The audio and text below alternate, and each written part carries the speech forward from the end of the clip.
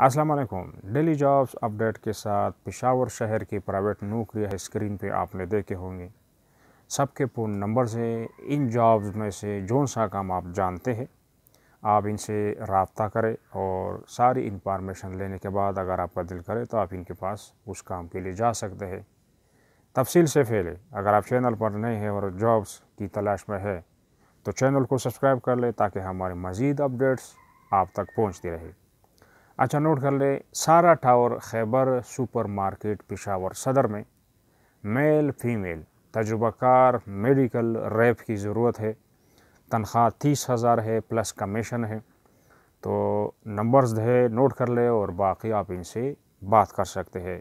091 52 52 039। Mobile number note कर ले 0332 91 24 295। Arbab road पर एजुकेशन कंसल्टेंसी के लिए फीमेल रिसेप्शनिस्ट की ज़रूरत है। तालीम आपका कम से कम मैट्रिक होना चाहिए, इससे अच्छा होगा तो बेहतर है। इनका नंबर नोट कर ले और इस पर आप बात कर सकते हैं। 091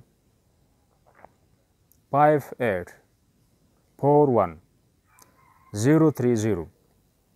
मोबाइल नंबर 0333 93 62 510। आगे देखते हैं।